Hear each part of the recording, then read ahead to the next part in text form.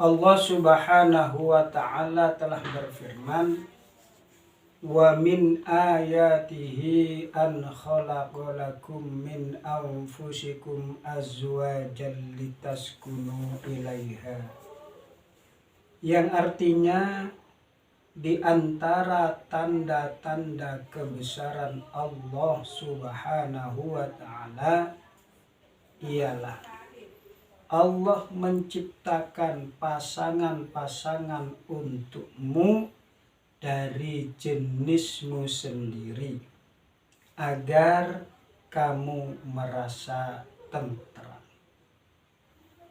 Namun dalam realitanya, kenyataannya,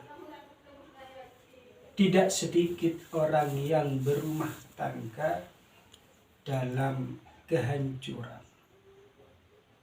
Tidak jarang, tidak sedikit orang yang mengarungi rumah tangga dalam ketidaktentraman, ketidakbahagiaan. Apa penyebab dari semua itu? Menurut sebagian ulama, untuk mencapai rumah tangga yang sakinah, untuk mencapai rumah tangga yang tentram, jangan sampai melupakan 3 hal. Yang pertama adalah sholat. Yang kedua adalah syukur. Dan yang ketiga adalah sabar. Untuk mencapai rumah tangga yang sakinah, kita harus melakukan sholat, pendekatan diri kepada Allah Subhanahu wa ta'ala. Karena Allah lah pada hakikatnya yang menentramkan dan membahagiakan. Memang tanpa materi sulit rasanya kebahagiaan kita capai. Tapi materi bukanlah semata-mata jaminan untuk mencapai kebahagiaan. Banyak orang kita lihat secara zahir, mereka kaya, lengkap rasanya mereka punya. Mereka punya rumah yang besar, mereka memiliki mobil mewah, uang yang banyak, tapi tidak sedikit dari mereka rumah tangganya hancur berantakan. Apa penyebabnya? Di antara penyebabnya adalah mereka jauh dari Allah Subhanahu wa ta'ala. Mereka tinggalkan sholat. Padahal sholat itu penunjang ketentraman jiwa. Sebagaimana firman Allah Subhanahu wa ta'ala dalam Al-Quran surat At-Taubah ayat 103 yang berbunyi, inna sholataka sakanul lahu, yang artinya sesungguhnya sholatmu itu menjadikan ketentraman jiwa. Itu hal yang pertama yang harus kita lakukan untuk mencapai ketentraman, kebahagiaan rumah tangga. Hal yang kedua yang harus kita lakukan untuk mencapai ketenangan di dalam berumah tangga adalah bersyukur. kita harus pandai-pandai menjadi orang yang bersyukur. Pertama, kita harus pandai menjadi orang yang bersyukur terhadap nikmat Allah Subhanahu wa ta'ala. Bagaimana caranya? Nazarun fi dunyahu ila man huwa dunahu. Kita harus melihat urusan dunia itu terhadap orang yang ada di bawah kita. Yang punya mobil bersyukur melihat teman yang hanya punya sepeda motor. Orang yang punya sepeda motor harus bersyukur melihat teman yang hanya punya sepeda ontel.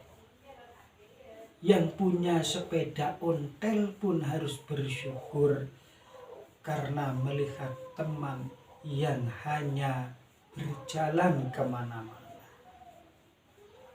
Yang berjalan pun, yang bisa berjalan pun harus bersyukur karena melihat teman yang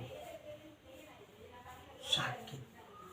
Yang sakit pun harus bersyukur masih diberi kesempatan hidup, masih diberi kesempatan bertobat kepada Allah Subhanahu wa ta'ala karena melihat temannya yang sudah meninggal dunia.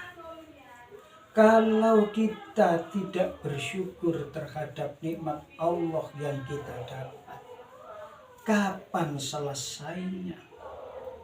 Punya sepeda motor, kepingin punya mobil. Punya mobil satu, kepingin punya mobil dua. Punya mobil dua, pingin punya mobil tiga, dan seterusnya. Dan keinginan yang seperti inilah yang disabdakan oleh baginda Nabi Muhammad sallallahu alaihi wasallam. Lau anna libni Adam wadiyan min dhahabin ahabba ayyakuna lahu wadiyani wa la yamla'a fahu illa turab. Yang artinya, seandainya manusia itu mempunyai satu lembah dari emas, mempunyai satu pabriknya emas, niscaya ia ingin mempunyai dua lembah emas lagi. Niscaya ia ingin mempunyai dua pabriknya emas lagi. Dan itu tidak dapat memenuhi mulutnya, dan itu tidak dapat memenuhi keinginannya kecuali tanah alias meninggal dunia. Artinya manusia itu tidak akan merasa puas terhadap dunia ini sebelum meninggal dunia. Kemudian cara bersyukur yang kedua untuk mencapai ketentraman dan kebahagiaan rumah tangga adalah kita harus pandai bersyukur terhadap sesama. Istri harus bersyukur kepada suami yang bekerja di luar untuk mencari uang. Suami harus bersyukur kepada istri yang bekerja di rumah. Istri harus berterima kasih atas pendapatan dari suami sebesar berapapun. Dan suami harus berterima kasih kepada istri atas masakannya di rumah, atas bekerjanya di rumah. Insya Allah, kalau cara ini kita lakukan, Kalau kita pandai menjadi orang yang bersyukur atas nikmat Allah dan pandai kita bersyukur terhadap sesama, kebahagiaan, ketenangan, ketentraman rumah tangga akan kita capai. Dan hal yang ketiga yang harus kita lakukan untuk mencapai ketenangan, untuk mencapai rumah tangga yang sakinah adalah sabar. Hidup ini seperti kapal di lautan. Kalau kapal masih di pinggir, kapal tenang, tidak menemukan gelombang besar. Tapi setelah kapal mulai berlayar, baru akan menemukan berbagai macam cobaan. Akan menemukan gelombang besar. Akan menemukan angin yang kencang. Bahkan akan menemukan badai dan lain sebagainya. Kalau kapal tidak kokoh dan kuat, maka kapal akan pecah dan akhirnya tenggelam. Begitu pula dengan kehidupan berumah tangga. Di waktu kemanten baru, semuanya indah. Apa yang tidak indah bagi kedua pasangan yang baru menikah, yang baru memulai dalam berumah tangga? Semuanya indah, tidak ada yang tidak indah. Tapi setelah rumah tangganya berjalan 1 tahun, 2 tahun, baru terasa ada perubahan yang sangat besar. Cobaan demi cobaan mulai datang. Baik cobaan yang datang sebab merosotnya pendapatan. Sebelumnya dia mempunyai pendapatan yang besar. Setelah 2 tahun, 3 tahun berumah tangga, kok merosot. Penghasilan, pendapatan dirinya dalam berusaha merosot. Mungkin cobaan datang sebab berubahnya kesehatan. Dulunya dirinya itu sehat. Manusia tidak akan tahu. Manusia tidak akan tahu berubahnya kesehatan menjadi sakit. Dulunya dia gagah. Setelah berumah tangga dapat 2 tahun, 3 tahun, atau 10 tahun, berubah menjadi orang yang sakit-sakitan. Atau cobaan yang datang sebab teman, sebab tetangga, atau sebab yang lain, semua itu kita harus hadapi dengan sabar.